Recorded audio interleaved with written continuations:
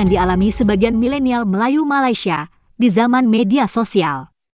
Mereka akan terus gelisah, bahkan menderita. Ya, milenial Malaysia yang masih berada di alam Melayu, berada di dunia Melayu. Adapun milenial Melayu Malaysia yang sudah berada di dunia bahasa Inggris, di dunia global, mungkin tak peduli. Sementara milenial Cina dan India di Malaysia tentu punya dunia masing-masing. Jadi, ini mengenai nasib milenial Malaysia yang masih terjebak di alam Melayu.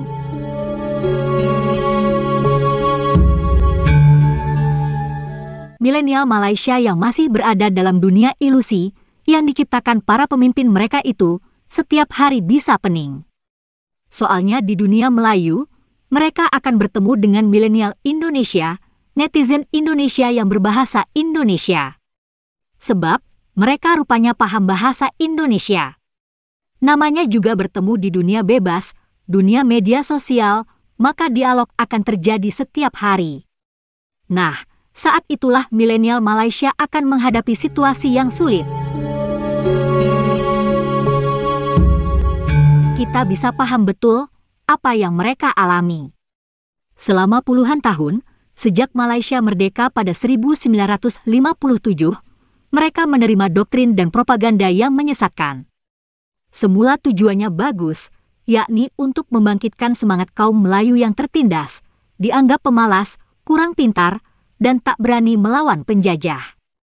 Mereka dipompa, didorong, jadi kaum Melayu yang kuat dan hebat.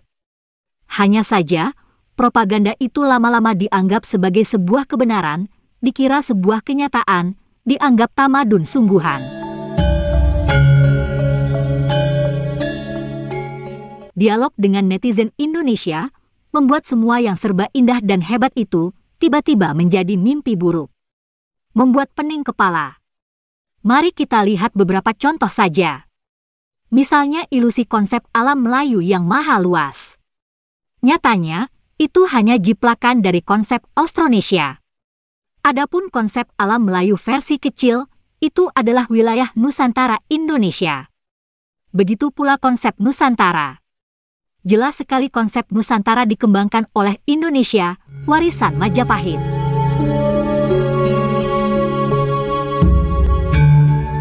Malaysia juga ngotot menamai Kepulauan Indonesia sebagai Kepulauan Melayu, mengikuti nama yang dibuat penjajah. Aneh, Malaysia bukan negara kepulauan. Nyatanya, itu jelas Kepulauan Indonesia. Karena Indonesia memang negara kepulauan. Begitu pula soal Mahawangsa Melayu. Sesuai kriteria UNESCO, Melayu adalah suku.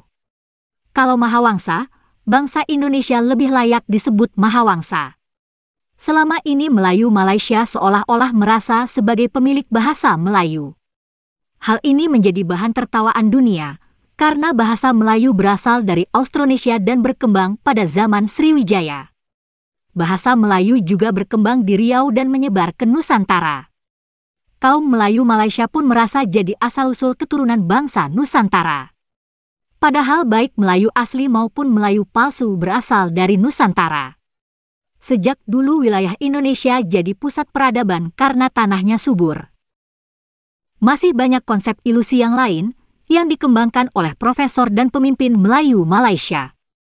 Nanti saja kita ungkap lagi. Yang pasti, semua itu akan rontok satu persatu di zaman sekarang.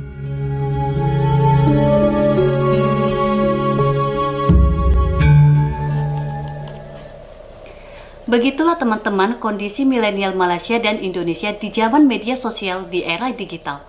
Yuk kita lanjut lagi ya. Kenapa semua konsep itu akan hancur? Berbeda dengan zaman dulu, saat belum ada media sosial, pemimpin Melayu Malaysia bisa terus-menerus membohongi generasi mudanya. Kini tidak bisa lagi. Malaysia tidak bisa mengurung anak mudanya. Dialog terbuka lewat media akan terus terjadi. Jadi propaganda alam Melayu akan pupus pelan-pelan. Tamadun Melayu bakal berhadapan dengan kebudayaan dan peradaban Indonesia. Bahasa Melayu juga akan menghadapi bahasa Indonesia. Feodalisme di Malaysia pun bisa rontok karena jadi bahan tertawaan milenial Indonesia. Cepat atau lambat, politik perkauman di Malaysia akan hancur juga. Soalnya sudah ketinggalan zaman. Artinya, dalam pertarungan budaya itu, sebetulnya kaum Melayu Malaysia memasuki pertandingan yang tidak mungkin dimenangkan. Kebudayaan dan peradaban yang kuat dan besar yang akan menang.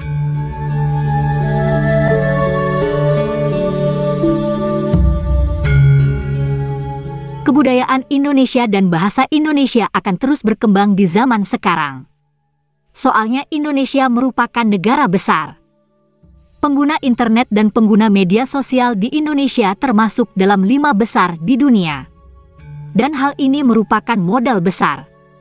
Bahkan, bisa-bisa kaum Melayu Malaysia malah larut dalam budaya Indonesia, dalam bahasa Indonesia, dan bisa saja menjadi Indonesia atau berperadaban Indonesia.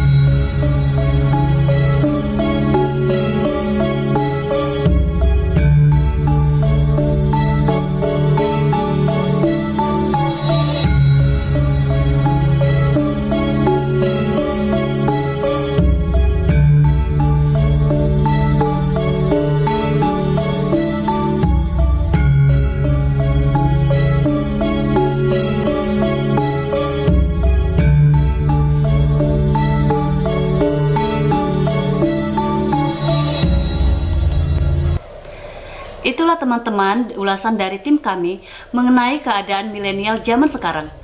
Terima kasih ya teman-teman sudah menonton video ini. Semoga bermanfaat dan sampai jumpa lagi.